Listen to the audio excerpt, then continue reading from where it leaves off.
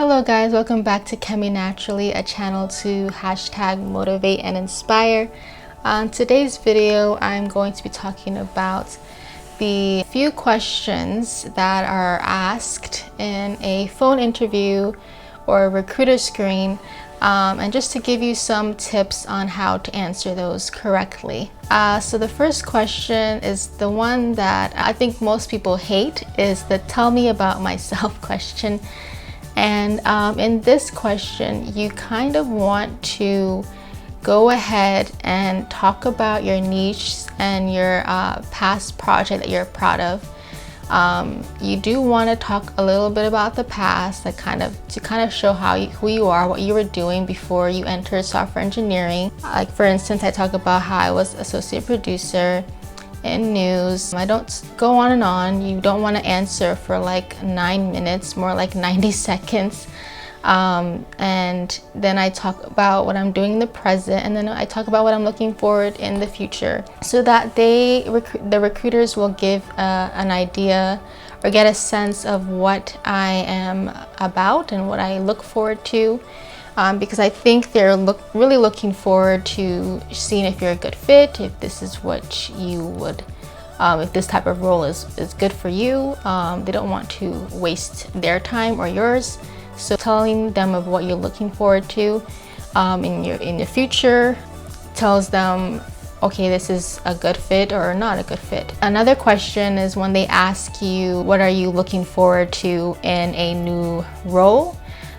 Sometimes people will answer this in oh, well, I want to have more skills, or I want to do more things, because a lot of the times we are all subjected to doing just one thing, like a front end role or a back end role or a specific role. Regardless of your career, you're set to do one thing, and you might want to do multiple things. So instead of saying that you're pigeonholed, you might want to say, I want to expand my horizons, to make it more positive and to kind of show that you are willing to do things that are outside of your skill set or outside of what you know. And that goes with every single question. You always want to reframe it from negative to positive, so that you show that you're a happy person, that you're easy to work with, and all of those nice things.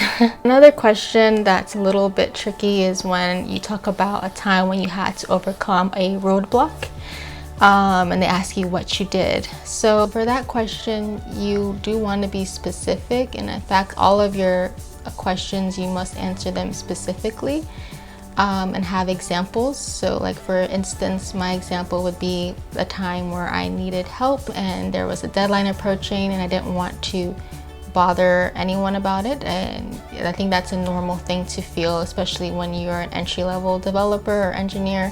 You don't want people to think, oh, you can't do this, you're not qualified. So I, instead of going out on it for hours and hours and not figuring out the problem, I went to my tech lead, and we were able to solve it by the deadline much faster than I would have on my own. So it shows that I take initiative and that I understand where my problems lie, and I didn't sacrifice the whole project for my own ego, and that's something that the recruiters can take away from that. It's also important, since this is a software engineering role or a developer role, you need to be more technical. So talk about the languages and the architecture that was used. What was the bug? Be more specific, because sometimes it's a little tricky. There are some technical recruiters that are not as skilled, but they do know the buzzwords, they do know the languages, and they're looking for those things because you put them on your resume. So they want to know that you're actually using what you said you use.